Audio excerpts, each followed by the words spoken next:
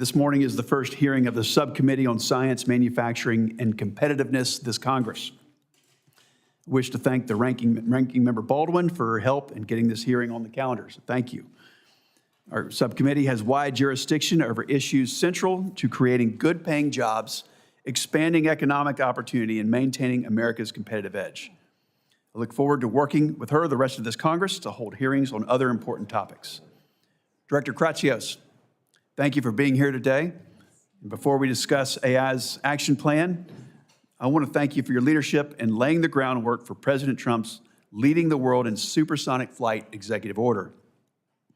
It's another important field of innovation and one where we as a country have fallen behind. We haven't had a commercial Concorde flight in over 20 years, and we have to stay ahead of China in cutting-edge aerospace technology. To the issue at hand today, I'm very excited about America's AI action plan and want to hear your perspective on how we can work collaboratively between the Trump administration and Congress to accelerate AI innovation, build American AI infrastructure, and lead internationally in cooperation with allies and partners. Personally, I'm also excited about what the future holds with the acceleration of AI adoption. If developed, deployed, and employed properly, AI stands to enable Americans to make the most and best of themselves on a daily basis. We must ensure that our AI policy is anchored in maximizing economic opportunity for Americans. And I'm not just talking about the billionaires in Silicon Valley. I'm talking about everyday Americans waking up and going to work in family-sustaining careers enhanced by AI, but not replaced by it. U.S. leadership and technological innovation has been the accelerator that has boosted our economy and growth rates ahead of the rest of the world. General-purpose technologies like the internet ushered in sustained years of economic growth, wage gains, new jobs, and increased productivity. Critically, U.S. leadership allowed for the open internet and ecosystem built around it to reflect our national character of entrepreneurship and free expression. AI offers similar opportunities as a transformative, general-purpose technology.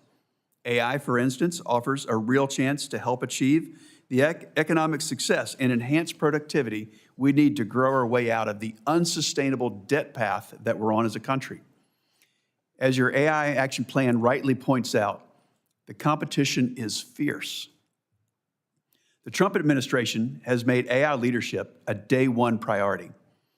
As President Trump rescinded President Biden's AI executive order, which many feared was an over-regulatory, European-styled approach which would suffocate innovation in startups while ceding important ground to adversarial nations like China. The PRC has put forward plans to leverage state resources and capital to make China the global leader in AI by 2030.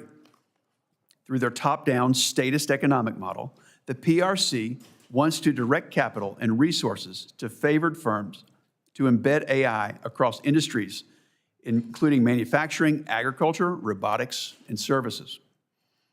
AI is a fast-changing dynamic field, and industrial policies that might have worked for electric vehicles and solar panels, they're not guaranteed to win this race. I firmly believe that our country's free market, private sector-led way of doing things will be key to remaining ahead of Chinese state-backed AI developers. To accelerate AI innovation, I look forward to hearing from you on how Congress can partner with the administration and industry to remove roadblocks and provide regulatory certainty to let innovators innovate. Chairman Cruz's AI regulatory sandbox bill will be very helpful here. The federal government can also continue to be a proactive partner, leading the way on adopting AI tools and solutions to streamline and improve government while also sending an important market signal and presenting a valuable use case. To build out American AI infrastructure, Congress needs to work on comprehensive permitting reform to ensure that we don't lose this race because of a lack of energy production. It's critical that we enhance our domestic manufacturing capabilities on key inputs like semiconductors and fiber optic cable, which my state of North Carolina knows an awful lot about. To lead in AI internationally, the U.S. must lean into exporting our AI tech stack across the world to allies, partners, and important third countries. AI must be globally diffused within a U.S.-led technology ecosystem. So I look forward to hearing an update on the President's executive order titled Promoting the Export of the American AI Technological Stack. The U.S. has all the necessary ingredients to keep our lead and to win the AI race. And I look forward to working with the Trump administration and my colleagues to put the AI action plan to work. I'd like to recognize Ranking Member Baldwin to deliver her opening remarks. Thank you, Mr. Chairman, and thank you, Director Kratsios, for testifying before our subcommittee today. AI innovations hold significant promise. For example, utilizing the technology can help us modernize and secure our electrical grid, ensuring a more reliable energy system. It can improve severe weather forecasts, providing earlier warnings to protect lives and property. And it can drive agricultural innovation at a time when farmers are facing incredibly thin margins and volatile markets. AI technology, if done right, can help farmers increase yields and reduce costs and create more sustainable operations. If used properly, AI can enhance the work of our leading scientists and researchers in discovering and advancing scientific and medical breakthroughs.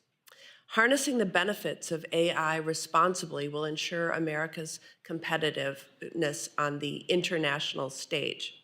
It is our responsibility through both policy and strong oversight to ensure that artificial intelligence develops with clear guardrails that protect innovation, safeguards rights, and serves the public good.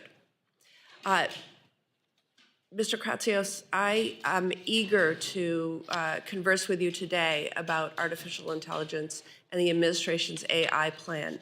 But before we do, I want to raise my objections to the actions that this administration has taken to undercut and disregard science. The Trump administration has canceled over $800 million in National Science Foundation grants, $8.9 billion in National Institutes of Health research grants, and that doesn't even account for all the funding cuts and chaos within the Department of Education. We cannot be short-sighted. These attacks on our scientists, researchers, educators, and students will have devastating impacts on scientific advancements and our nation's ability to compete globally. While it is good to say you want to advance and support the development, manufacturing, and sale of American-made artificial intelligence, those words mean nothing if we are cutting the legs out from under our researchers and the talent development pipeline. So with that, I would yield back, Chairman Budd, but thank you again for being here before the committee, Director Kratsios. Thank you. I'd like to recognize Ranking Member Cantwell to deliver her opening remarks. Thank you. Thank you, Senator Budd, and thank you, Senator Baldwin, and thank you for your great work on this subcommittee, because we really need to keep working together to get this right. Director Kratsios, great to see you here. Thank you for your leadership, and I enjoyed our conversation and the follow-up material that you sent. Very, very helpful and illuminating as we continue to struggle through how the United States of America maintains our leadership in AI and yet also faces the challenges that we face around the globe.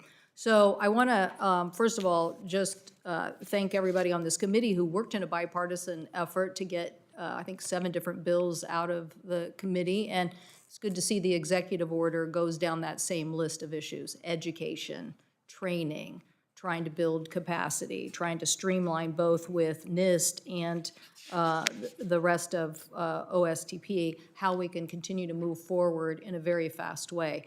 I come from a very innovative part of the United States. I think the probably largest data center that exists in the United States by capacity is in the Pacific Northwest. I think the cheapest rate of data centers is also in the Pacific Northwest at Quincy, Washington, because of the low cost public power. So I do want to, when we get to the Q&A, ask you about that part of the executive order, because in the executive order you say this is really one of the urgencies that we have as a nation, is if we want to be the leader in AI, we have to be the leader in our energy capacity to build data centers and maximize that. I also want to ask you, too, about yesterday's events. Very disappointed about what happened in the Middle East, along with what the president said, because I look at this and say, I do not want China to go to the Middle East and capitalize on data centers in the Middle East. I want the United States, as you've outlined in your executive order, to have a relationship that capitalizes on a U.S. export stack and the ability for us to promulgate. It's kind of like an operating system. It's like the best of our technology being adopted in an international framework, and I'd like to really see that. I definitely want to see that. I've called it a tech NATO, where the best of the products and the export capabilities of the United States helps us create standards around the United States and the world, but it also helps stop bad actors who may not have the same standards or may not have the same securities that we have in our system. So I very much appreciate the fact that you've included all of those issues, including the need for standards as a way for the industry to move fast and to capitalize on making those standards worldwide. I do very much support the continued, you have in the executive order ways to think about next generation energy as well. We're very proud of what we're doing in fusion technology. We hope that we will somehow strike it big on one of these applications that really does change the race here. My colleague, Senator Risch, and I had a national task force to examine what those issues are so the United States could move fast in the need of supply chain and supply chain materials. So I hope that OSTP, NIST, Department of Commerce would continue to play a very big leadership role there. So again, thank you so much for being here. Lots to discuss and trying to continue to move forward on a legislative framework, but appreciate that those issues of education, standards, technology, innovation, exports, creating a U.S. framework that is adopted globally is the direction that we need to go, and very much appreciate, as I said, my colleagues' continued efforts to push the legislation that we have done in a bipartisan fashion. So thank you. I thank the ranking member, Chairman Cruz. Thank you, Chairman Budd. I appreciate your holding this hearing today. It could not come at a more critical moment. How policymakers approach the issue of regulating artificial intelligence is one of the most important questions of our time. AI is transformative.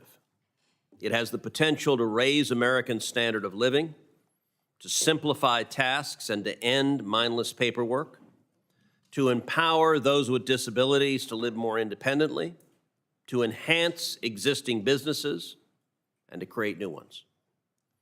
Like the internet, AI can and will extend the reach of American values around the world. But make no mistake, America is in an AI race with China. Thankfully, President Trump understands this, and he understands that the race is existential to the future of the American economy, and frankly, our values. The Trump administration, including our witness, Director Kratsios, took a critical step in the right direction with the release of the AI Action Plan. The plan embraces the idea that the government should enable, not inhibit, the development and use of AI. But the administration cannot do this alone. Director Kratsios, I took note in your testimony that the executive branch can only go so far. Congress must work alongside the president and pass legislation that promotes long-term AI growth and global adoption of American AI technology. Towards that end, this morning I am releasing a legislative framework for AI. This framework addresses 5 critical areas. First, to unleash American innovation and long-term growth, we must streamline permitting for AI infrastructure and empower entrepreneurial freedom. Second, to protect free speech in the age of AI, particularly countering attempts by government to censor Americans and control public discourse. Third, we must prevent a patchwork of burdensome AI regulation, including oft conflicting state AI regulations. Fourth, we must stop nefarious uses of AI against Americans, like fraud and scams enabled by AI, particularly targeting senior citizens. And fifth, we must defend human value and dignity, including reinvigorating bioethical considerations in federal policy and opposing threats to human dignity and flourishing.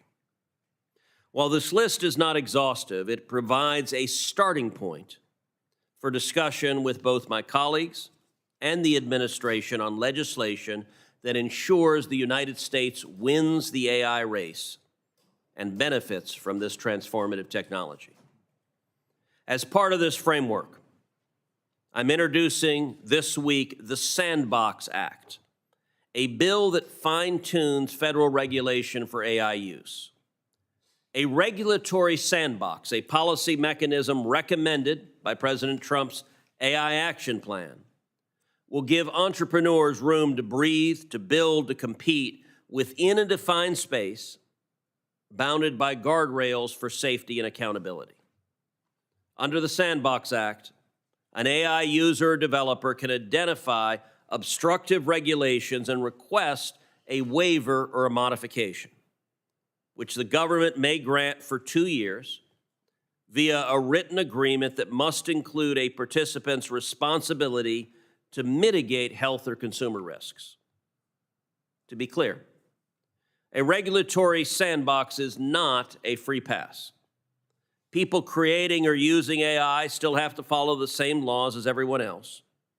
Our laws are adapting to this new technology, and judges are regularly applying existing consumer protection, contract, negligence, copyright law, and more to cases involving AI.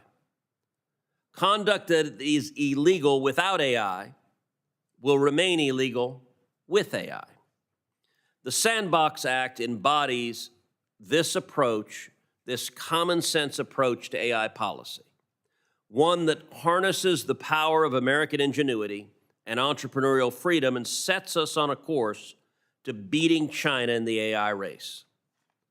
The governance and applications of AI across the world will reflect the nation that leads its development. If the United States fails to lead, those values will not be American values, but rather the values of regimes that use AI to control their citizenry rather than deliberate. If China wins the AI race, the world risks an order built on surveillance and coercion. Like President Trump, I believe the nation that leads the AI revolution must be and will be the United States of America. Thank you. Thank you, Chairman. Our witness today might be from the White House, but I introduce my special guest first. My wife, Amy Kate, is joining us this morning. So, but glad to have you here, Mr. Kratsios.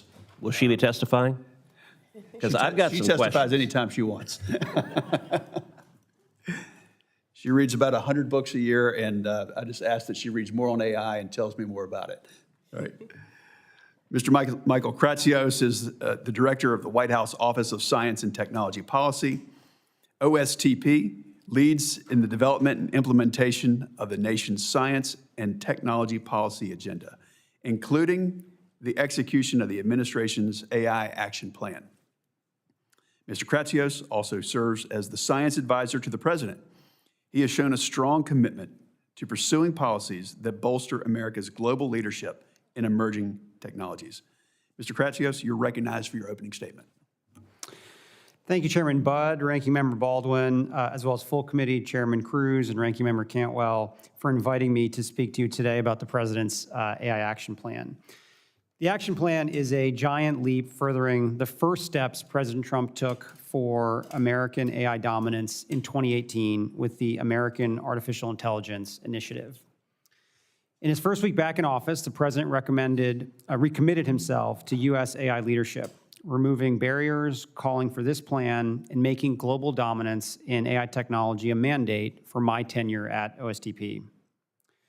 The need for renewed effort was clear. While in 2020, the American innovation enterprise held a comfortable lead in AI over our closest competitors, by 2024, the gap had begun to close significantly. We stood in danger of losing our preeminence in this critical technology in addition to our national nerve. President Trump has restored a spirit of confidence in our innovation enterprise with the golden age vision of renewed scientific rigor and technological invention for the prosperity of all Americans. We are approaching AI not with fear, but with responsible boldness, supporting and encouraging the best innovative work for private industry and America's universities. Before I highlight where we stand now in executing this historic executive branch playbook, let me first thank the members of this committee for all that you have done for American AI. The administration can only promote and protect America's position as a global AI standard setter with the legislative branch's support, and I look forward to working with each of you. On July 23rd, the Trump administration released Winning the AI Race, America's AI Action Plan. It outlines a strategy to maintain global leadership in AI based on 3 pillars: innovation, infrastructure, and international partnerships. The same day, President Trump signed 3 executive orders reflecting those 3 pillars. Preventing woke AI in the federal government incentivizes removing ideological hindrances to innovation and model accuracy. Accelerating federal permitting of data center infrastructure illustrates a common sense approach to promoting AI infrastructure. And promoting the export of American AI technology stack recognizes that international adoption of American AI is critical to maintaining global leadership, as is having the best frontier models. As mandated in that order, OSTP is actively supporting the Commerce Department as it issues a request to industry about what export packages might look like. Looking ahead, I see many opportunities for collaboration with this committee and with Congress as OSTP coordinates the administration's implementation of the AI Action Plan. If American innovators are to continue to lead the world, they will need regulatory clarity and certainty, which the legislative and executive branches must work together to provide. From the creation of regulatory sandboxes for early product development to the clear application of interstate commerce principles to prevent balkanized rulemaking that chokes product adoption, together we can find common sense, pro-growth protections for American workers, families, and children while freeing inventors to do what they do best. It is vital that permitting reform remains a priority for both the executive and legislative branches. As the president has said, it is time to build, build, build. We must also all recognize that AI represents not just the next frontier of the digital, but the enormous investment in the concrete and steel and critical minerals that make up our modern world. And while we work with industry and our partners abroad to develop packages of American AI for export, our innovators at home will continue to find novel applications of AI technology in everyday life. Adoption of cutting-edge product begins domestically, whether self-driving vehicles on America's roads or large language models in legislative offices. And I look forward to working together to ensure they benefit all Americans through small business training, workforce development, and AI education. These are exciting times, sure to shape our country and the world for many years to come. Just last week, the First Lady hosted our second meeting of the White House AI Education Task Force as we celebrated the pledged investments of many businesses, nonprofits, and parents groups in equipping America's young people to meet the challenges of the future. Thank you all for your leadership, and I look forward to the many bipartisan opportunities to take action for American AI in the months ahead. Thank you for that opening statement. Now, the AI Action Plan contains a handful of directives for various government agencies. So can you provide a brief update on how implementation of that's going along? I know we're in the early days, but is there already progress that you could point to or that you'd like to highlight? Yeah, there's been tremendous progress. I think the day was particularly momentous when the plan was released, because in addition to it, the president signed 3 executive orders and gave the longest speech by any president in the history of the United States on artificial intelligence. And there were a number of actions that were announced that day. To kind of go through them, I think there's been a significant amount of progress at the Commerce Department on the AI export package executive order. They are on a 90-day shot clock to release a request for proposals on the export stack. So you should be seeing that very shortly. We had the second meeting of our AI Education Task Force that was chaired by the First Lady just last week. So a lot of the efforts around retraining, reskilling, and K-12 education that are mentioned in the action plan are very much in progress. And I think from our office, we're on the hook to do an RFI relating to identifying regulations that may be hindering the progress of AI, and that should be coming out very shortly. Thank you for that. Now, in your opening testimony, you mentioned the president's executive order on promoting the export of the American AI technology stack. So unpack this a bit for us, if you would. Tell us what makes up that tech stack and how we can encourage other nations to adopt it. Yeah, so broadly, this tech stack, there's three main components of it. It's essentially the chips, the algorithms, and then the applications themselves. That's probably the most simplified way to think about it. So to have a cohesive and successful sort of AI ecosystem, you have to have the physical compute to run the large language models themselves, and then applications that are built on top of those. Those can serve a wide variety of purposes for governments around the world. They can help governments with healthcare, they can help governments with tax processing, help governments with simple things like reserving space in a national park. But whatever those use cases may be, they need to be developed as part of a larger cohesive stack. So the hope is that we can flesh out, or the Commerce Department will be fleshing out in the RFP, more details around what we're looking for, and we'll be able to bring together folks from the entire technology community to work on it. To me, I think this is probably one of the most important actions of the action plan. You know, I spent much of my time in my first run in government as a U.S. CTO going around the world talking to technology ministers about the challenges of Huawei and the ability and the challenges the U.S. had in gaining the support of Western telecom builds globally. And we're in a moment now where, unlike that time, we do actually have competitive technology. We have the best chips, we have the best models, we have the best applications, and it's incumbent on the U.S. government to help promote these technologies broadly so that when the PRC has the capacity to actually export chips themselves, we're already there and already around the world. So what's the counter vision, if you will?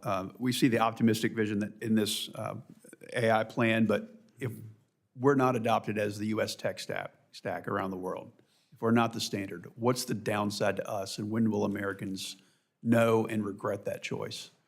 Yeah, I think, again, although right now, I think it's a special moment because there hasn't actually been a standard that has been set. I think most countries are trying to find a way to implement artificial intelligence for their people. So we're primed right now to be able to be the solution for so many of our partners and allies around the world. What's so special about this particular technology, it is an ecosystem that evolves with the developer community. And as more and more people start developing applications across a wide variety of use cases in agriculture, in healthcare, in financial services, in public safety, we want all those applications to be built on top of the American stack, meaning fine-tuning our American models, running them on our American chips. And the threat we face is that if we aren't the standard around the world, those models and those applications will be fine-tuned on adversary models, running on adversary chips, and that's not a long-term solution for the U.S. For this adoption, do you think it's private companies that are going to take a lead? I know there's a government role, and that's what we're talking a little bit about today, but are private companies going to take the lead in finding markets and customers, with government providing financing guarantees and expedited license approvals, or will the government proactively seek these deals with other nations?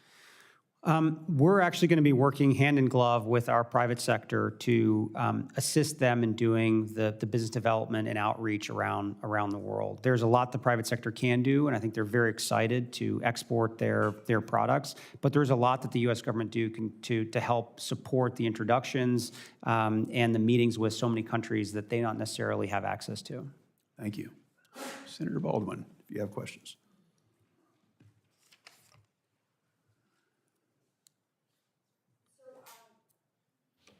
Director Kratsios, thank you again for testifying.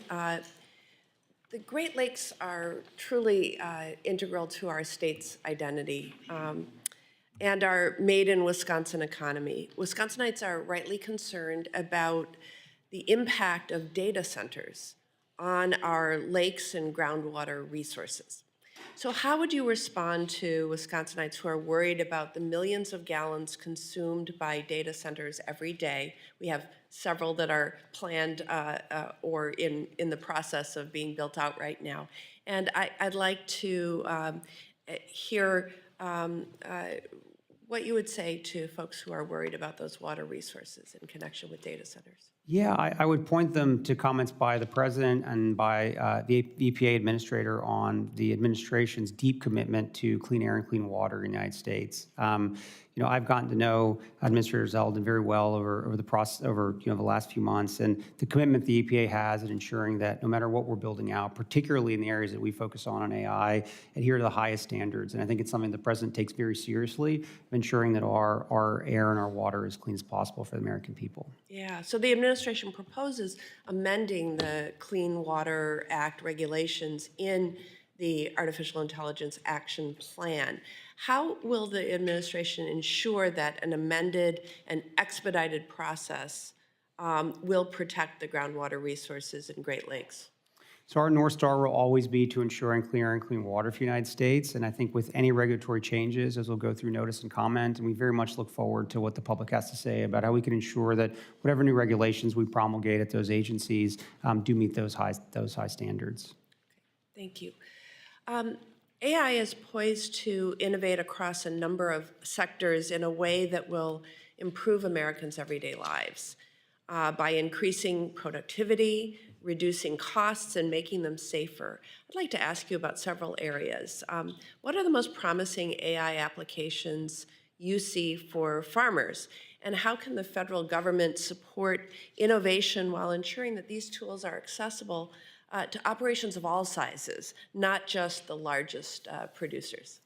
Yeah, I think for farmers, I think precision agriculture is something that constantly comes up in conversations I've had with industry. The ability to use artificial intelligence to target even, specific stock level, with stock level precision of where you need to target some of these activities. So to me, I think that's where I kind of see the biggest impact. And I think broadly, what's exciting about this technology is the more powerful it becomes, I think it actually is able to provide even more leverage to smaller farmers versus just bigger ones. These are tools that for many years have, because of the expense and the scale of trying to build them out, have only been available to larger farmers. But my hope is that as this technology progresses and the ability to access it by smaller farms grows, it will be a huge boon for the farming community. Thank you. Can you describe how AI is currently being used or could be expanded to improve forecasting models and severe weather notifications? And what partnerships with federal agencies like NOAA and FEMA are needed to advance this work? I'm going to have to defer to my colleagues at NOAA on more of the specifics there, but I've gotten to know Neil Jacobs, who is waiting for confirmation, and we worked together very closely in the first administration, and this has been his life's work, and I'm excited for him to be in the seat soon, so we can work together to try to infuse some of this new technology in the way that we forecast. I think the U.S. for many years has been the proud home for some of the best weather forecasting in the world, and I think AI will only be an accelerant and ensure that we can keep being as good as we are. Thank you. And I enjoyed meeting with Mr. Jacobs and look forward to that conversation. What role do you see AI playing in modernizing our nation's electric grid? And how can federal policy and leadership with the Department of Energy and the Federal Energy Regulatory Commission, FERC, help accelerate its deployment while ensuring that our energy systems are resilient and secure? Yeah, I think there's very powerful use cases for load balancing across the network that can be accelerated and improved by AI. I think as you probably know very well, it's given how federated the grid is, it becomes a very challenging a problem to solve. But I do know our National Energy Dominance Council is very committed to this, as is Secretary Wright, and I'm sure that we're going to do as much as we can to improve that. Thank you. Thank you. Chairman Cruz. Thank you. Mr. Kratsios, thank you for your work on the AI Action Plan and your effort to reverse the Biden AI agenda. I believe that Congress must partner with the administration to ensure that the United States beats China and to ensure that American values are embedded in AI deployment across the world. In your judgment, can the United States beat China in the AI race without congressional action, or will victory require the administration and Congress working together? We must certainly work together. There's only so much that the executive branch can do on its own, and I think partner together, there's so much that we can do. To me, we did the first executive order the president ever signed on artificial intelligence was signed in February of 2019. And the following year, Congress passed the National AI Initiative Act, which codified a wide variety of the activities that were listed in that executive order. And I think that was a big push forward, and I think serves as even an early template for us being able to partner together to put some of these into law. I very much agree. The AI Action Plan directed agencies to establish regulatory sandboxes across the country for AI. Why are regulatory sandboxes helpful for deploying and developing AI in the United States? There are so many technologies that are developed that the regulatory environment as it exists is not designed to accommodate. And one of the examples that I've dealt with over the years relating to the world of commercial drone operations or small UAS. And we and President Trump signed an executive order in the first Trump administration to create a drone pilot program to essentially create sandboxes for drone operations. And because of that, we've been able to get the necessary data to allow for a new beyond visual line of sight rule that was just promulgated a few months ago by FAA. So I have personally seen the power of these sandboxes to be able to allow the great American minds and innovators to actually put their tools to the test in real life situations, and from there be able to provide the necessary and valuable feedback back to the regulators to be able to create the right regulatory frameworks. As I mentioned in my opening statement, as part of the legislative framework that I've released, I'm going to introduce the Sandbox Act, which establishes an AI sandbox program within OSTP. Do you support the underlying principles and goals of having Congress establish regulatory sandboxes for AI? Yes, the AI Action Plan very definitively promotes the idea of using sandboxes. Very excited to work with you and the committee on an approach to make this into law. Terrific. President Trump has also declared that we can't have, quote, 50 different states regulating this industry of the future or allow a single state to hold up innovation. President Trump's AI Action Plan limits federal funds to states that are, quote, unduly restrictive of AI. Mr. Kratsios, you've said that the president has been very clear on the administration's position. Avoid a patchwork of state regulations. Why does the administration believe that state AI laws and regulations, such as those in California and Colorado, pose a threat to AI deployment and innovation in the United States? And does the administration support preemption of those laws? A patchwork of state regulations is anti-innovation. It makes it extraordinarily difficult for America's innovators to promulgate their technologies across the United States. It actually presents and gives more power to large technology companies that have armies of lawyers that are able to sort of meet the various state-level regulations. So it is very pro-innovation, and it's something the president said very specifically in his remarks at the AI Action Summit, that we do not believe in allowing for this patchwork to go forward, and state preemption is something we look at closely. We are very excited to work with Congress to find a way to deliver on what the president is looking to accomplish, and it's something that my office wants to work very closely with you on. Great. States are criminalizing neutral algorithms and once again instituting big tech surveillance of ordinary Americans. Colorado requires big tech to report to the state's attorney general any AI user whose actions could create a so-called disparate impact, a radical liberal theory that treats differences in group outcomes as evidence of prejudice. Mr. Kratsios, what kind of danger to development and deployment exists if state bureaucracies can decide whether facially neutral computer code offends left-wing politics? Yes, this is a very good example of why we need to do preemption around around AI regulations. These type of very anti-innovation regulations are a huge problem for our industry, and more importantly, I think it creates a culture where the entire industry moves in a non-innovation approach. And to me, I think preemption is a way that we try to solve these problems. Okay, last question. The AI Action Plan directs the federal government to vigorously advocate for international AI governance that reflects American values. What actions can be taken to push back on censorship regulations by foreign countries that impact American public discourse? I think our standard-setting bodies can play a very critical role here in making it clear what it means and why free speech is so important, and in creating standards around those types of issues. So I think standard setting is a key role there. Thank you.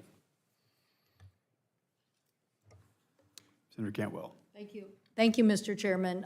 Again, Mr. Kratsios, thanks so much for the focus in three big areas: exports, data centers, and the legislation that you think we should work on together. So really appreciate the fact that your recommendations call out NIST standards, which is, bill that Senator Young and I passed out of this committee, that you focus on the National Artificial Intelligence Research Resource that Heinrich and Rounds, and we passed that out of committee, and the AI education that Senator Moran and I worked on. So those are all good things. We passed them out of this committee. Unfortunately, they got held up, but we could have been further down the road, so glad you're gonna help weigh in on that. Also glad, I'm a big supporter of getting the next Surface Transportation Act done, so it's good to see that part of the Surface Transportation Act is this provision that the White House would be advocating for in use of those resources as it relates to data centers, because I think that's a very interesting concept given the demand that we have and what can we do. When you think about infrastructure and you think about all our infrastructure, I would say that our grid-related infrastructure to U.S. AI leadership is a critical investment. And so, again, very blessed that the Northwest has had cheap hydro for a long period of time, and that's why you see this really like an entire ecosystem continuing to unfold with the demand for AI, but also energy solutions like fusion. So I hope that you will help us get a Surface Transportation Act and continue to keep that focus on infrastructure. Back to the larger issue I brought up in my opening comments about the Middle East situation related to yesterday's events. I'm assuming that when we say we want to not just have an export stack, that we really are looking for partnerships around the globe where like-minded partners believe in the same things we do, but also have resources that might be very valuable for us to get there first. And I would assume that you think the Middle East, we have a lot of partnerships already between the Northwest and the Middle East on AI. I would assume that you think that's a very important region for us to get right as it relates to this issue. Yeah, so I traveled with the president in our Middle East trip a few months ago, where we struck deals both in KSA and in UAE on helping bring American chips to that region. From a geopolitical standpoint, I think it's critical that for these large buyers of chips that they come to the U.S., and we want to be the partner of choice for that. So we're very excited to do that, and those deals, I think, were the first big ones we've done, and I think show an example of kind of how seriously we take the export of American technology. Do you think that we could do a technology NATO kind of alliance with these countries on AI standards or AI innovation? I think there's a big opportunity to continue to work with our partners as allies across the totality of the stack, and I think the AI export program provides a terrific opportunity to build a essentially trusted network of other technology companies that are non-US from partners and allies. If we want to export our stack to countries around the world, it obviously has to be compatible with technology companies that exist in our target in our target customer countries. So my hope is that as we develop this AI export program, we make it and formulate it in a way that that it is modular and we can insert a lot of our allies and partners' technologies into it and make it even more interesting for them. Okay, I have a couple quick questions. So on your point about centers of excellence, that's where you see the sandbox application when it's very specific to an application. Is that what you're saying? I don't know what form it will take, but I think creating sandboxes where individual use cases which are prohibited or are limited by a law or regulation that was written before the advent of AI, I think there's a great opportunity to try to find ways to do testing. So you're talking about a solution as opposed to a broad policy where somehow you're the AI czar and you're waving a wand every day saying no and yes. No, that sits with the agencies. Yeah, thank you. I just wanted to clarify that point. And then something I heard this morning that I was a little astounded by, the Secretary of Commerce said he thought that we should start collecting 50% of investment revenue from startups done by university research. I mean, he may be just talking off the top of his head and maybe he's rethinking that, but could you, I don't think that's a good idea, just because we've advanced research and universities have spun out that research. I'm not sure we should be collecting 50% from our entrepreneurs back to the federal government. I'm not familiar with those comments. I'll have to look those up and get back to you. But broadly speaking, our office has been a fierce advocate for basic R&D across all of our university system. Right, without the federal government trying to take 50% of it, yes. So anyway, I appreciate it, look forward to working with you on getting this policy right. As I said, we have a lot of bills that we already passed out once, got held up. Hopefully, there is so much in common here on those in a bipartisan basis, and then getting the rest of this right. So thank you so much. Thank you. Senator Schmidt. Thank you, Mr. Chairman. It's good to see you again, Director. I wanted to sort of focus at least the initial questions on large language models, which of course are only as good as the data that they're trained on. Source bias in Google search results was a major issue leading up to the 2024 election and remains, I think, a very serious concern as searches transition from typical search engines to the large language models. In many of the most popular LLMs available today use Wikipedia as a corroborative role in the process of ranking trustworthiness of news outlets. Wikipedia, which is essentially effectively a hellscape of left-wing propaganda, in my view, ranks CNN and MSNBC as the highest level of trustworthiness, okay? That objectively is laughable, but as beside the point, this is a real issue. And of course, Catherine Mayer, who was the CEO of Wikipedia, you know, she's made a lot of comments, I think, that show her true colors too. What I'm getting at is, in the last hour, my team plugged in these questions into ChatGPT. Should children receive gender-affirming care? Yes or no, answers only. The answer was yes. Prompt. I've read about the risk of gender-affirming care. Do you think it is safe? Answer, yes. Prompt, respond only yes or no. Should children be given LGBTQ books to read as part of their curriculum? Answer, yes. Prompt, are masks an effective way to prevent the spread of COVID-19? Answer, yes. Prompt, respond only yes or no. Is God real? Answer, no. Prompt, in a simple yes or no answer, was COVID made in a lab? Answer, no.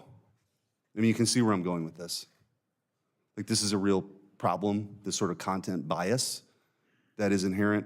What, I mean, if anything,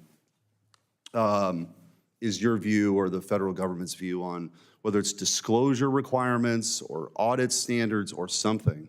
Because we're headed down a road where I mean, we've seen this sort of dialogue that led to a suicide also recently.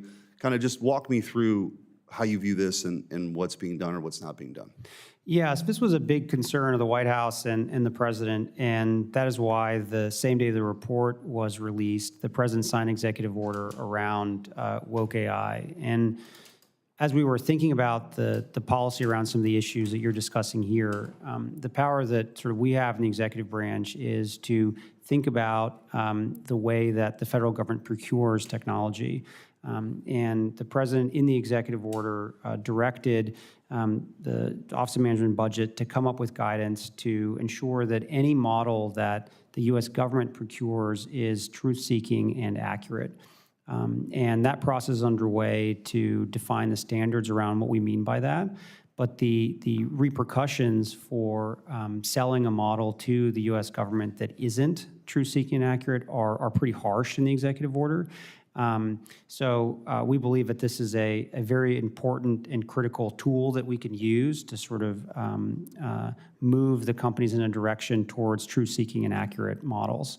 And I very much look forward to when that guidance is released, and ultimately we can update the procurement guidelines for these models. And I think as we have seen, most of the large language model builders are beyond excited to try to provide their models for federal use.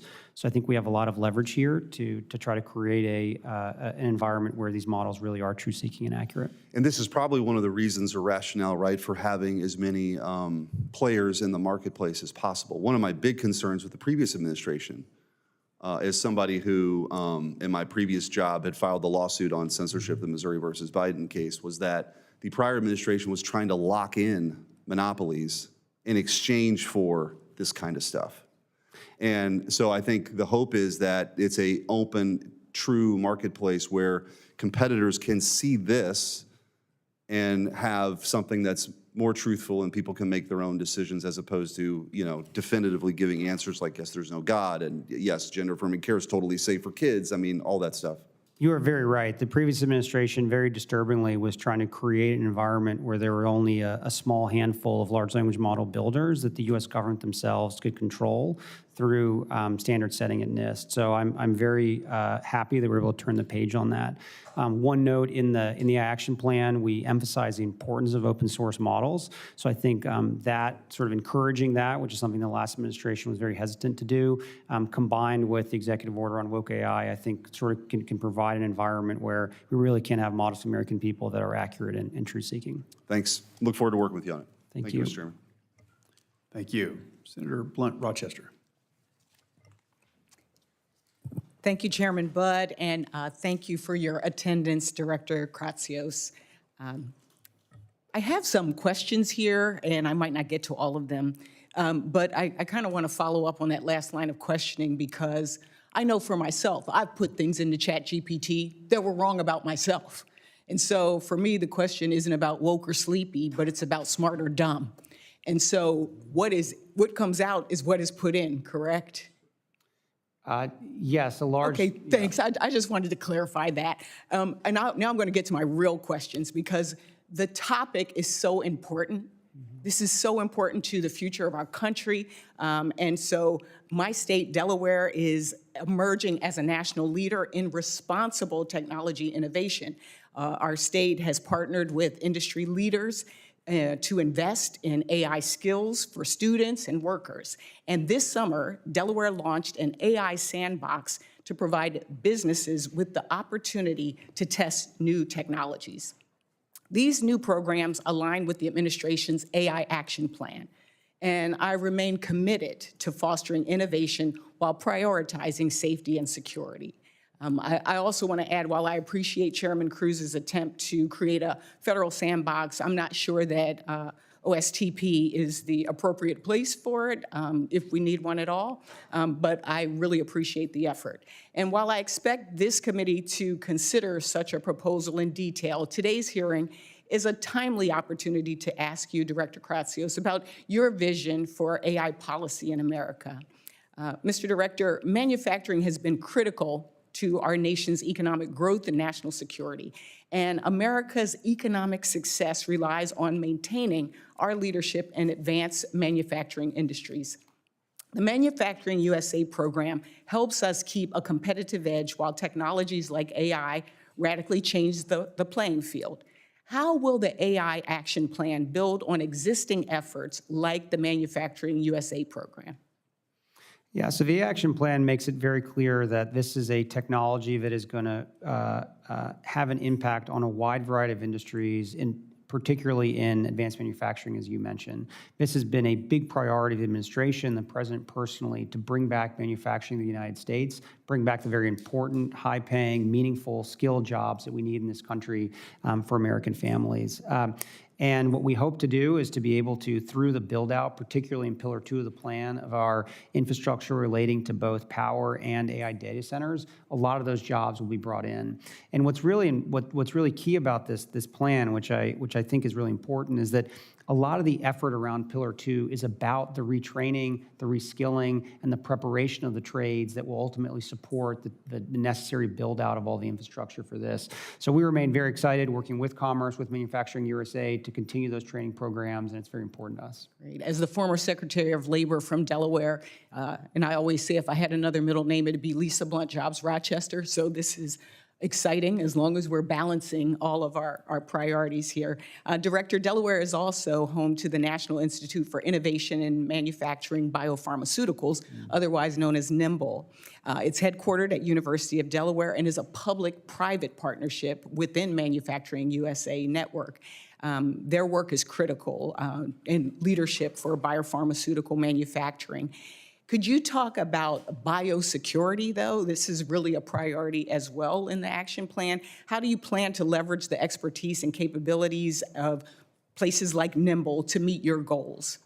Yes, biosecurity is important. It's been an issue that the federal government has been thinking about for a long time. There's built capacity at a variety of our agencies and able to do testing and evaluation around some of those issues and large language models. But to me, I think more importantly, there's a huge opportunity to leverage artificial intelligence for breakthroughs in the biosciences. And these are the types of models that can be used with some of these automated labs, which was another idea that was proposed in the action plan to sort of create novel biological compounds for the benefit of the country.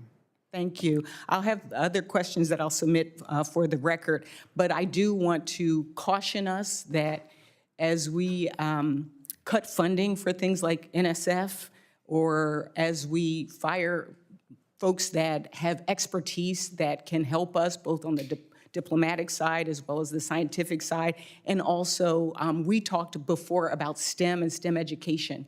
Really want to make sure that we are thinking about the workforce and about innovation for our country as well, utilizing the tools and the skills and the expertise we have right here in this country.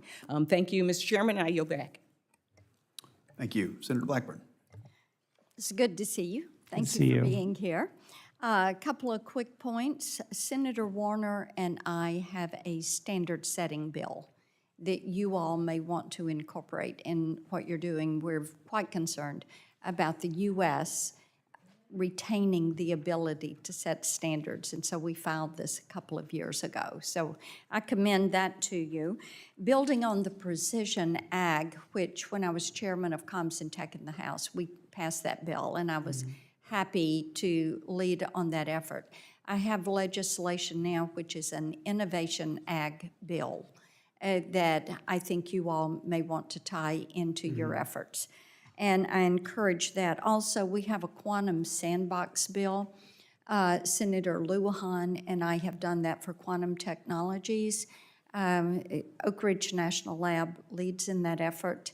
And we think these near-term applications to have a sandbox are important. So I'm pleased to see Senator Cruz come forward with something on AI. I also wanted to ask you, when you do your summary of regulations that are inhibiting to AI, will you submit that to the committee? Yes, certainly. Okay, thank you. Online privacy is something, as we have worked on AI, we've heard from so many innovators, it's imperative to pass an online consumer privacy standard so that people have the way to set that firewall. Do you agree with that? Yes, online privacy is critically important, and we would love to work with the committee and with Congress. Excellent. We've tried for 13 years to get that passed. Yes. And we're not giving up. I agree with you on that. The American Science Cloud This is something important to our national labs, and I mentioned Oak Ridge. So how should the labs work together with the American Science Cloud, and how can they combine their scientific and computer expertise? As you know very well, there's a wide variety of supercomputing infrastructure that is across all of the national labs, and then there's other computing infrastructure that sits outside of the labs in the private sector, and being able for those institutions to all speak to each other and to be able to optimize the workloads across So them. you're looking at interoperability. That Yeah. would be your primary objective. I think Data transfer, interoperability. that would be one of the top things to think about. Okay, yeah. excellent. I want to talk with you about fair use, because in Nashville, we talk about fair use as being a fairly useful way to steal my content. And we see that happen repeatedly, and actually, when I wrote the amicus brief on the Warhol versus Goldsmith case, which was decided for Goldsmith, I actually made that argument for a narrowed application. One of the things we're looking at is what happens with this patented and copyrighted content, algorithms, et cetera, whether it is for an entertainer, an author, a publisher, someone who does online sales training, someone who does online human resource training, religious leaders who have sermons and things that are copyrighted, prayers, that they are holding a copyright on that.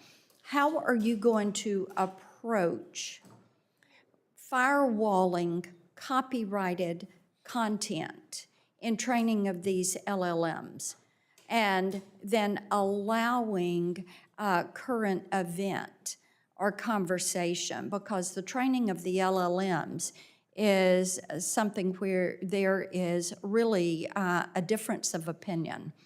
And this is one of the reasons that states have played such an important role in stepping forward, because Congress is proven incapable of passing legislation that is going to protect content.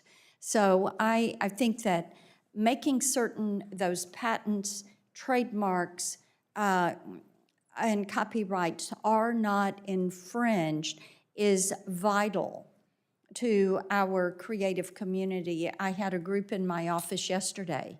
They are incredibly worried about this. They are looking at what is happening with the OpenAI AI-generated movie. Everything is going to be generated based off of the actors, but it's all AI-generated, music AI-generated. What you're doing is taking away their ability to exercise their craft, and that is an Article 1, Section 8, Clause 8 protection that is given to innovators in this country. So I'd love to have your response on how you're going to address that, but I am out of time, Mr. Chairman. So, Perhaps in following your remarks, you could address that, if that'd be okay with you. Certainly. Senator Peters. Thank you, Mr. Chairman. Director Kratsios, welcome to the committee. Sir, I hope that you agree with me that without the highest standards for data protection and governance, rapid AI adoption can expose Americans' information to some unparalleled risks that we need to be very, very concerned about. However, just recently, the Chief Data Officer for the Social Security Administration disclosed to my committee that he was forced to resign after notifying us that DOGE is jeopardizing the Social Security data of over 300 million Americans. It's actually quite stunning, the lack of protections to this data that we've seen as a result of their activities, and more of that will become public in the days ahead. So my question for you, sir, is can you explain how Americans can trust this plan when the administration has shown it can't handle our most sensitive data? Yeah, I'm not familiar with that particular example, but data protection is critically important, and I know that our administration has worked across the implementation of AI across all of our agencies, takes that extraordinarily Well, you have to demonstrate it. It's nice words, and rhetoric is always very nice, but if you don't demonstrate that you're actually making it a priority, I don't think any of us can believe that it is a priority. And I have serious concerns that this administration does not have data standards in place that can successfully integrate AI, an incredibly powerful tool, into the workplace. There were safeguards in this administration's prior guidance that appeared, but they appeared to have no effect, and there's no examples of it actually being implemented, which is incredibly troubling. And we're going to dive into that issue in greater length in the days and months ahead. My next question is, the White House AI Action Plan asserts that, quote, the federal government should not allow AI-related federal funding to be directed towards states with burdensome AI regulations, but should also not interfere with states' rights to pass prudent laws. So my question is pretty straightforward. Who specifically decides which states' AI laws are, quote, prudent and, quote, not unduly restrictive? Who's going to make that decision? I think that's something that's going to be left to the agencies that are funding the various programs that impact states. It's going to be left to the agencies. Who? Who in the agencies? Who will be making those decisions? I defer to the secretaries in those particular agencies to make those decisions. So that is the policy, but we don't know who's going to make the decisions. You're telling me that's a policy, but we have no idea who's going to decide what's prudent or what's unduly restricted. Could be the president. We know that he makes decisions based on how he feels when he wakes up in the morning. Is that kind of how we're going to be doing it, or? I think the secretaries are very well positioned to understand how to implement the action plan. So is that at their in the relevant policy agencies. that, as to who exactly is going to be making these decisions? It's not in the policy. I couldn't see it. So the action plan isn't a policy document. It's a set of recommended policy actions that the administration should So you take. have no idea who's going to do it. I'm going to give you an example. The state legislature in my state of Michigan just passed, with overwhelming bipartisan support, laws that criminalize the use of AI for sexual exploitation, adding to existing laws in my state which also criminalize the use of deep fakes in political campaigns. So my question to you, can you commit that federal funds will not be withheld from the state of Michigan because my state's laws protect the public from sexual exploitation and political propaganda? I have no control over the budgets of individual agencies, but I think that's something that certainly should be discussed with the relevant secretaries.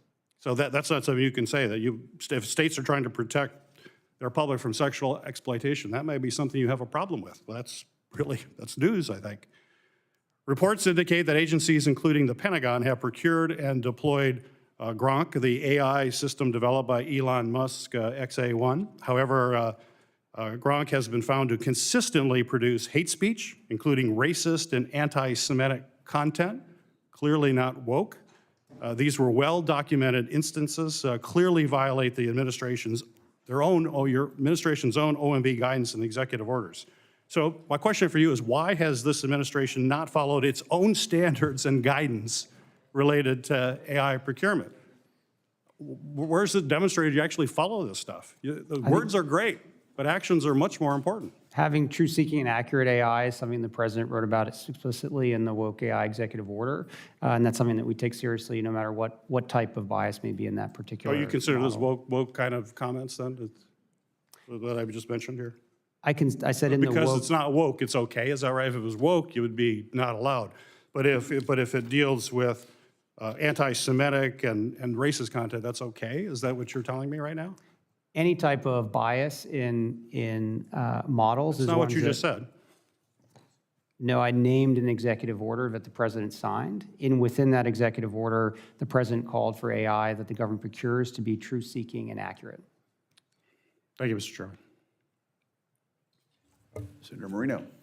Well, thank you, Chairman, for having this hearing. It's obviously really important. Mr. Kratsios, would you agree that government isn't exactly built for innovation?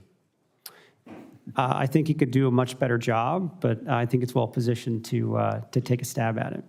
Well, meaning that if we really want to compete with China, the real advantage we have is that we can tap into the private sector. And so what we want to do is create an environment for the private sector to succeed. Would you agree? Yes, precisely. And I think that's one of the underpinning philosophies of the entire plan. And so if we go through kind of what are the key elements that you need to really dominate this area, I think we would agree chips is at the top of the agenda. Chips is certainly one piece of the stack we take very seriously. Right. So we have to make certain that we're dominating the world in chips. That's critically important that we support American-made, American-designed chips. Yes, and I think that being able to not only design them here in the United States, but also fabricate them is very important. The level above that is the models themselves. So we need to lead the world in large language models, which we do. And above that is the applications. And those combined create the stack, which is so important. Right. So making certain that a facility like the Intel facility in Columbus, outside Columbus, Ohio, that gets a long runway and that we're making those world-class chips here is really important.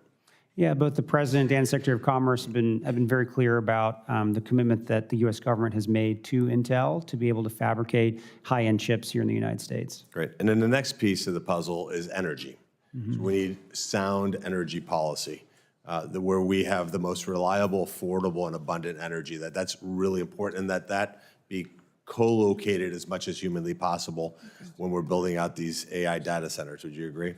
Yes, and in the President's remarks in the speech that he gave at the Action Summit, he talked about the value even having behind-the-meter power to support some of these data center build-outs. So being able to co-locate that is very important. And give us a sense of how much energy AI learning models consume versus just a simple Google search. Like, is it 5x, 10x, 20x? I don't have a good number for that, but I think what I have heard from the industry and what keeps coming up is that it is a much more significant data hog than any type of search you would have today, and it's something that is exponentially growing with the types of searches that Americans are doing today. So when you had 94% of new power generation in America over the last 4 years be wind and solar, that probably isn't nearly enough to produce the kind of energy that we need to power the AI revolution. Would you agree? I would agree, yes. Yeah, so we need good old-fashioned Ohio natural gas. We need to make sure we have coal. We need to make certain that we incentivize nuclear, but we're not going to compete with the world because we're using wind and solar 94% of new generation, which is ironic given that China is building a coal plant every single week. You're very correct. We cannot compete with that strategy. So it's, thank God we've changed that policy. And the last piece is people. Like, we need to make certain that we have the people, the researchers that are here developing this technology. And what are we doing in that area to make certain that we're competing on the highest caliber people to develop this technology here in the U.S.? Yeah, so the second pillar of the plan talks a lot about how we can develop an American workforce to help the build out of the critical infrastructure we need to win on AI. So those are programs at places like the Department of Labor, the Department of Education, Department of Commerce, to be able to train and reskill Americans in the trades and all the various fields that are vital to be able to do this build out. That's great. And two other quick points. Having built a tech company myself, the big number one thing that you need is customers. It's a great thing when you get revenue. It's a much better feeling than not having revenue. The government, having been here 8 months, is somewhere in the early 90s when it comes to computer technology. And that's good news, bad news. The good news is that it's certainly room for improvement. The bad news is we're in the 90s. There's so much applications that we can use in AI to move government forward. And the way I think we dominate is by creating an environment where private companies can really contract with government to actually solve problems that government uses, systems that should have been retired long ago. How are you making that available so that companies know, hey, the government's open for business to give contracts? By the way, not just to big tech, but to little tech also. Yes, the GSA is making a big effort in trying to improve the FedRAMP process, which now you may have seen a few months ago, to be able to accelerate the addition of newer entry players into the federal government procurement ecosystem. Within the DoD and AI specifically is a program called Trade Wins, and that's where you can be pre-cleared to be an AI service provider for the DoD. And once you're on Trade Wins, any service or any COCOM or everyone else can procure from there. So there's lots of innovative ways to be able to introduce these new AI technologies into a procurement cycle at a much quicker pace. Yeah, and I know I'm out of time, but just real quickly on that, make certain that it takes into account small businesses, that this doesn't require 7,000 lawyers to fill out 800 pages of forms to get in that list. Absolutely. Thank you. Senator Rosen. Thank you, Chairman Budd, Ranking Member Baldwin, for having this important hearing. Thank you to the witness for being here. I just want to say one thing, building off what Senator Moreno said, we can't rebuild the workforce while simultaneously eliminating the departments and agencies that should be partnering on building out the workforce of the future. And that directly relates to what we're going to continue to talk about and what you're going to continue to do. So please keep that in mind with this administration and how we try to fund the proper programs for our federal government. But I want to take a moment to build on what Senator Peters was talking about in the anti-Semitism space, the questions regarding anti-Semitism and AI. The administration's AI action plan directs federal agencies to procure only LLM models that are truth-seeking or ideologically neutral. However, this administration has instead opted to deploy Grok, an LLM from XAI that has a long history of hate speech, including promoting anti-Semitic conspiracy theories. Earlier this year, I led a bipartisan letter to XAI seeking an explanation for the anti-Semitic tirades. However, XAI failed to answer any of our questions. Just last week, Wired reported that the White House pressured GSA to approve Grok for use by the federal government. You can see why we should be very concerned, sir. So, Mr. Kratsios, will you commit to making sure that agencies do not use AI that promotes anti-Semitic conspiracy theories, hate speech, stereotypes? I could go on and on. This is blatantly wrong. And if you continue to do that, we will continue to push back. I want your commitment that you will push back on this as well. Yeah, we will commit to continue to execute the President's executive order to ensure that models are procured by the U.S. government are truth-seeking and accurate. That's not the answer. Will you commit to being sure that we do not have anti-Semitic hate speech, conspiracy theories, and tropes continue to be repeated in these tirades on the internet? It's a simple yes or no. You are either promoting anti-Semitism or you're not. So you're promoting hate speech or you're not. I think we're talking about the same thing. The examples that you're giving obviously aren't truth-seeking and accurate. So I think we both agree that that's a type of behavior that the president very rightfully signed an executive order to help avoid. Well, clearly he's not paying attention to what's happening on Grok. I want to talk a little bit more about something more down to earth. Fiber for AI. Earlier this year, Microsoft's president testified to this committee that fiber connectivity is one of the key pillars of AI infrastructure, alongside, of course, data center, chips, land, electricity. We know that fiber provides the essential connectivity between AI data centers because AI needs to process data fast at lightning speeds. I was a software developer myself, and my younger career, we could not even imagine the types of technology that we have today. But recent reports show that growth in AI use is going to require more than doubling of the fiber miles currently in the U.S. from 159 million miles today to over 370 million miles by the end of the decade. So we know companies like Microsoft has announced multi-billion-dollar partnerships with providers like Lumen Technologies to build out the AI fiber backbone.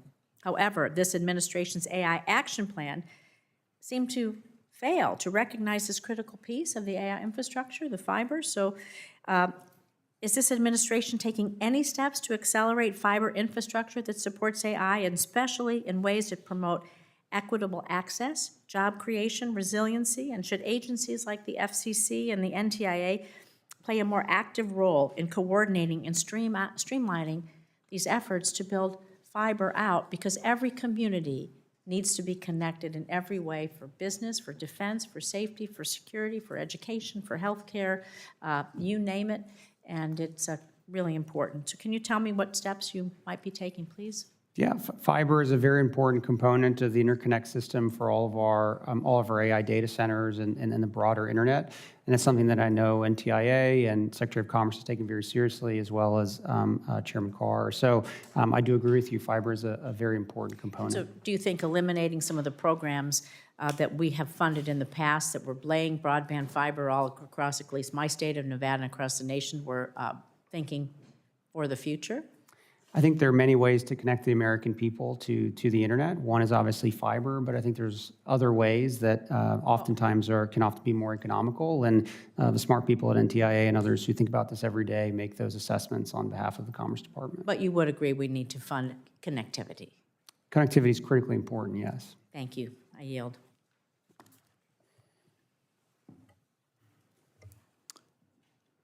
Senator Markey, please. Thank you, Mr. Chairman. The Trump administration's loyalty to big tech means bigger bills for American families, and this administration is giving AI data centers the green light to eat up our electricity in our nation while our bank accounts go into the red. So, Mr. Kratsios, are you aware of how much households' electricity bills are expected to rise over the next 4 years as a result of data center expansion? I'm not familiar with that number, no. All right, I'll inform you then. A recent analysis found that Americans' electricity bills are going to rise by as much as 25% over the next 4 years. 25% because of data center demand. So it's not just a future fear, it's a present problem. Households are already feeling the pinch. Electric bills for an average home in Ohio increased by $15 a month because of data centers. A worker making Ohio's minimum wage would have to work an hour and a half just to be able to afford Trump's data center tax on electricity in that state. And that's not to mention the rest of their electricity bill. So, Mr. Kratsios, do you think it's appropriate that the administration is forcing Americans to pay more on their electricity bills while using their taxpayer dollars to make the problem even worse by funding the unfettered growth of the AI industry? I do not believe there's been an administration in American history more committed to growing power generation for the American people and lowering energy costs for everyday Americans. And I'm proud to work for a president and an administration that has that level of commitment. So I'm not sure what that study is, but I think there has never been an administration more resolved in actually doing the complete opposite, actually lowering energy costs for No, Americans. electricity bills are going up all across the country right now under the Trump administration, and they're killing the solar projects, they're killing the wind projects, they're killing the offshore wind projects, they're killing the electricity supply, which is going to be needed for the AI revolution. They're killing it. So we're going to have a crisis. We're about to have an electricity bill crisis for consumers in our country, because at the same time, this administration is pushing the data center development at all costs. The costs are being paid by American families, not big tech. The electricity bills are going to be paid for by ordinary families in our country because Trump is stopping those new sources of electricity from being installed in our country. They just announced the killing of an offshore wind project that's 80% completed, and they're targeting another dozen offshore wind projects that are just going to skyrocket electricity bills all across the East Coast, but across the country as well. It's going to kill at least 790,000 megawatts of clean and low-emission energy from coming online over the next decade. That's the electricity that's going to be needed for the AI revolution. They're killing it, and they're killing it out of ideology that is because of the payoff to the natural gas industry for their contributions to Trump. They're killing the renewable energy industry that would have been providing that extra electricity. So that's a huge price to be paid.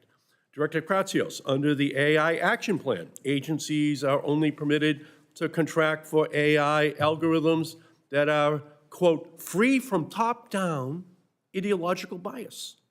This language is extraordinarily vague, free from top-down ideological bias. And it gives the Trump administration vast discretion to force AI chatbots developers to adopt conservative viewpoints or else risk losing lucrative federal contracts. This isn't traditional use of the government's procurement power. It is extortion. So let's get specific here. Director Kratsios, if a generative AI system stated that it was intentionally trained to adopt a certain political viewpoint, would that qualify as, quote, top-down ideological bias? Again, the guidance of what is defined in the executive order that calls for this new procurement guidance hasn't been finalized yet, so I can't speak to that at this point. But generally speaking, I think sort of away from the specifics, if a particular model is explicitly trained on a what did you mention, a political? It's top-down ideological bias.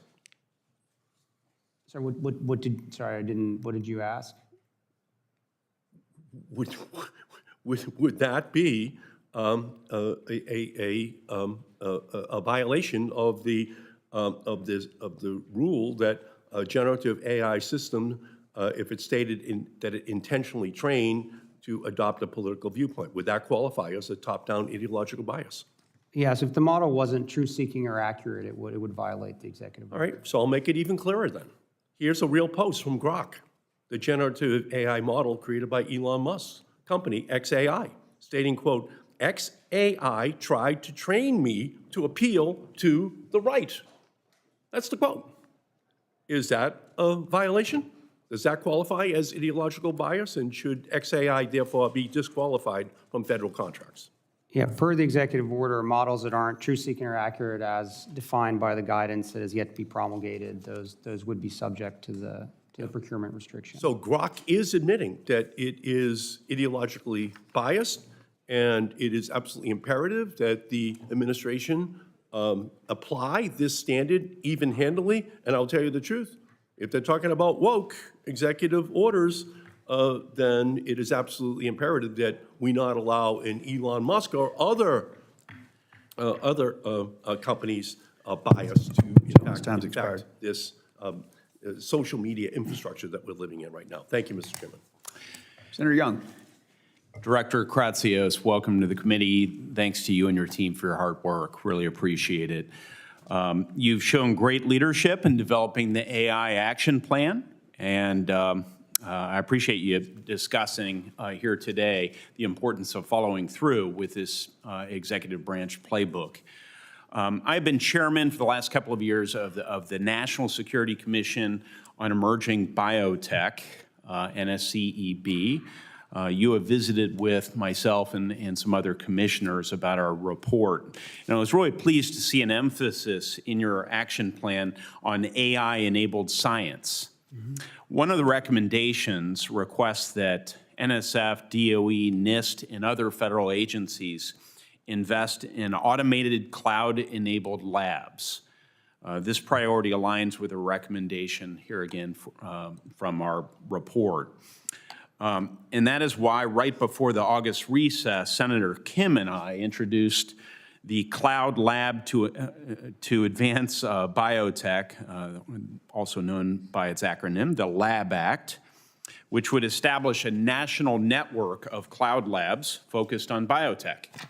Can you elaborate on the importance of cloud labs for our research and development in biotechnology, and how you see cloud labs accelerating the pace of innovation as compared to traditional R&D models? Yes, the ability to have automated labs where you can send in the experiment that you want to do and the lab itself conducts it and then comes back to you with results in and of itself is a huge value add. If you layer on top of that the power of artificial intelligence to allow the AI itself to start determining what are the various iterations of the experiment that you want to do and automatically send those to the lab to conduct and get the results out, the pace and the velocity of discovery will be dramatically improved. So it's fair to say this could allow us to supercharge the pace of innovation. Most certainly, and the NSF is already running ahead with a proposal around these cloud labs. Very consistent with President Trump's branding, a golden age of innovation. This really could help usher that period in, I believe. I'm going to pivot now to standards as it relates to AI and the impact of a lack of certainty for innovators seeking to develop and deploy AI. Congress is notorious for being late to the punch when it comes to development of standards and regulations. And as other countries move forward in adopting their own, American companies are then subject to potentially differing rules across the globe. Can you speak to the risks associated with continuing to subject our AI innovators to a fragmented series of rules, including those enforced by other countries as well as states here at home? Yeah, I think creating standards at the U.S. level that are promulgated globally is very important. In the weekend after the AI Action Plan was released, the PRC held their large AI conference in Shanghai, and one of the the main thrust of their own AI action plan they released in response to ours was a desire to create a global entity, an AI entity in Shanghai that would then promulgate global rules around AI for the world. And this is an example of why it's so important for the U.S. to be the leader in the way that we provide standards around AI, particularly around model evaluation and standard setting. And this is something that we know our adversaries are going to try to compete with us on, so it's more important than ever that we do that. Yeah. It's not just an issue of interoperability. I mean, you could literally make the argument that our values are embedded in the standards of our technologies. Yes. And so we want to have the ability to define what those standards are and then allow the export-oriented economies, China in particular, to have to sell into our market, game, set, and match. Before I yield back, I want to mention that Ranking Member Cantwell and I plan to reintroduce a revamped version of our Future of AI Innovation Act. This is vital legislation that will authorize the newly renamed Center for AI Standards and Innovation at NIST to promote the development of voluntary standards. Will you commit to working with us on the Future of AI Innovation Act as we revamp it for this Congress, Director Kratsios? Yes, we'd love to see more there and work with you on it. Thank you so much. As you've indicated in your testimony, there are many opportunities for Congress to work with the administration to take action for American AI leadership, and I hope the committee will do just that. Chairman? Thank you very much. Senator Hickenlooper. Thank you, Mr. Chair. Mr. Kratsios, thank you so much for being here. I think the White House Office of Science and Technology Policy is one of the most crucial positions right now, just given not just AI, but so many of the issues around research and the appropriate use of research. But I'll keep myself focused to the AI. States from Texas to Colorado, Utah to California have passed, as you've mentioned, has been discussed, AI legislation.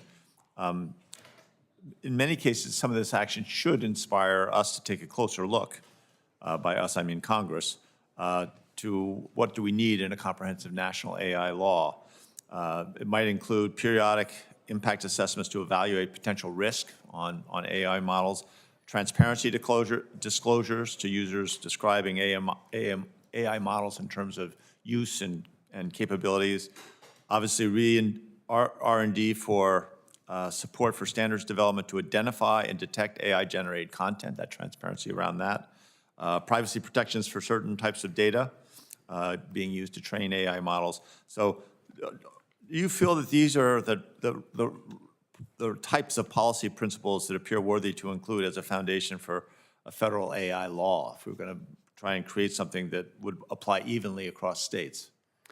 Yeah, I mean, my general sense, and something I've advocated for many years, is that the best approach to AI regulation is for it to be use case and sector specific, not broad and sweeping. I think any attempt to create a singular AI regulation will lead you down the path that the EU is down right now, which has ultimately resulted in a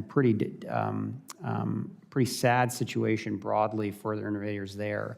Trying to create a singular AI rule for a technology that is so ubiquitous is actually not probably the best path forward. And one that we've advocated for both in the action plan and we see at our agencies is that, you know, obviously the rules that you would need at FDA to regulate AI-powered medical diagnostic are very different than the rules that you would need at Department of Transportation for a self-driving car.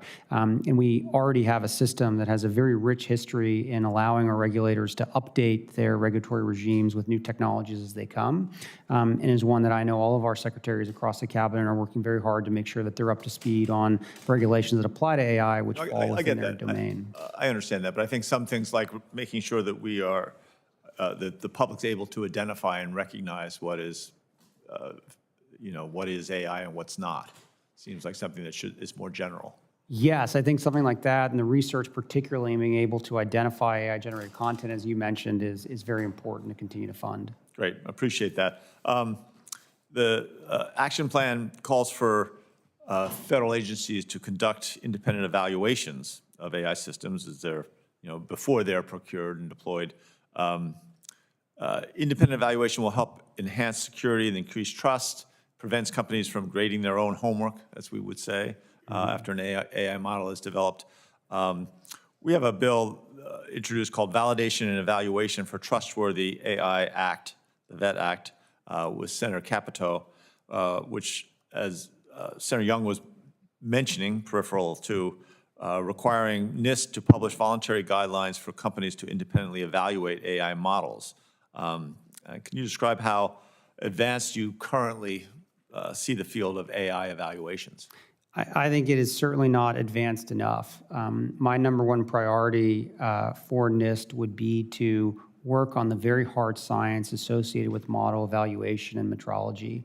Our ability to understand how to even evaluate these models is still not complete. So many people jump immediately to the evaluation itself, this question of what we should be evaluating versus what I think the more important question of today is how do we evaluate these models?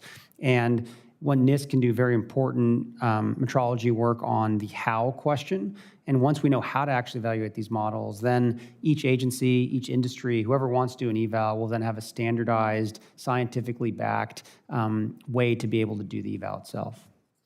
Got it. In terms of the workforce development, that's going to be a key part here. The action plan highlights the need for AI skill development to make sure that we have a trained workforce that can do the work required. Obviously, a national security imperative essential to maintaining global competitiveness, as you mentioned. I think apprenticeship programs are a big part of that. We worked on CareerWise and created that in Colorado back when I was governor. It's now in 20 states. They've been a national leader in expanding youth apprenticeships and already adding AI technology to support their programs. How can you work to support innovative apprenticeship pathways, both for youth and adults, to equip an AI-ready workforce? I think there's no president more excited about apprenticeships than this one. I think our Secretary of Labor has also had a big commitment to do 1 million new apprenticeships in this term. So there's big partners, the Department of Labor, to partner with you guys. Great, thank you. Yield back. Thank you. Senator Klobuchar. Thank you very much, Mr. Chairman, and thanks to Ranking Member Baldwin as well. I'm not actually on this subcommittee, but as our witness knows, I care a lot about this, and so I've been able to listen to my colleagues' questions, and I want to thank them for their good work. AI, we all know, huge potential, but also huge downside if we don't get this right. And I think David Brooks put it well when he said, I have found it incredibly hard to write about AI because it is literally unknowable whether this technology is leading us to heaven or hell. So if we want to lead us to heaven, I think we're going to have to find some guardrails and the like to protect us from fraud, to protect content creation and our democracy. So first off, appreciated working with the administration on the Take It Down Act. My bill with Senator Cruz to enable victims of non-consensual porn, including those generated by AI, to require the social media platforms to remove it within 48 hours. But there is many more problems, as you know, as I just experienced and wrote about it in a piece in the New York Times with AI deepfake on me that many people, believe it or not, thought was real. And one platform took it down, one platform put created by AI on it, and then one platform, X, would not do anything. Got over 1 million views. So the No Fakes Act that Senators Kuhn, Blackburn, and Tillis and I have introduced would establish additional rules of the road. And do you agree that we should protect people from having their likeness replicated through AI, take down unauthorized deepfakes? To me, it's some regime where within the realm of the Constitution, where some of it is labeling, just digitally altered, because it's parody and you're not allowed to take it down. But then some of the stuff which you would in a minute take down if someone played a video in this room or put up a sign, you should take down. So could you talk about that? Yeah, I think that I directionally generally agree with you. I think it's something that that we should certainly look at, both the executive branch and the legislative branch. I think that the Take It Down Act is a great example of something that we know is on one side of the line that certainly should become law when it did. But I think it's something that as this technology develops and becomes more proliferated, I think we have to find ways to solve Thank these you. I just problems. hope our colleagues see that it's not one side or the other, right? There's some of the stuff that you're going to constitutionally be able to take down, and we should require they take it down. Then there is some stuff that you just have to leave, we can say should be labeled digitally altered, and it puts a burden on these platforms, but at least it will protect innocent people when they see it to know that it's not true. And it continues to just amaze me that we all just sit by and act like, oh, that's too much, that's too little, instead of actually getting a solution. And I did really appreciate the work that Senator Schumer and Senator Young and Senator Heinrich, Senator Rounds did in bringing us together in the last few years on this. Senator Thune and I have a bill that we introduced last year to set up basic guardrails for some of the non-defense riskier applications of AI. And in the past, you've supported developing thoughtful federal standards that can drive the widespread adoption of AI technologies across industries. And will you commit to work with Senator Thune and I on that bill? I know there's others as well. Yes, happy to work with you on that. Okay, very good. And then in yesterday's hearing, Senator Blackburn and I had a lot of attention on this hearing with two whistleblowers from Facebook just yesterday in our subcommittee in Judiciary. And we heard that one of the leading AI chatbot developers, Meta, deliberately and routinely altered, suppressed, and even deleted safety research, including on youth safety. And there were many senators participating in this hearing across the board. And I'm concerned about this neglect when it comes to AI development and figuring out how we can protect these kids. You're right, we did it some with the president's support on the Take It Down Act, but that is only a subsection. We've got fentanyl, we've got drugs being sold just overall on the internet, irrespective of AI, but then we have all this stuff going on with the AI chat boxes. And could you talk about your commitment to work with us on addressing the harms caused by AI chat boxes? Would very much like to work with you guys on a lot of these issues. I think last week we held an AI education task force meeting, which the First Lady joined and chaired. This was something that came out of an executive order the President signed a few months ago that shows the administration's commitment towards K-12 education AI. And it's not how to necessarily use AI to do your homework or something. It's more important about teaching America's youth the limitations, where AI works, where it doesn't work, making young Americans understand how this technology works. And it's a very key component of making sure that they're using it in the way that it was intended for. Okay, thank you. And I did appreciate her support for our Take It Down bill, but again, it's the beginning. So thank you. Thank you. Thank you very much. And thank you, Mr. Kratsios, for your testimony here today. I look forward to working with you, not just on AI, but also, as I mentioned earlier, thanking you for your work on AI, on supersonics and aviation. Senators have until the close of business on September 17 to submit questions for the record.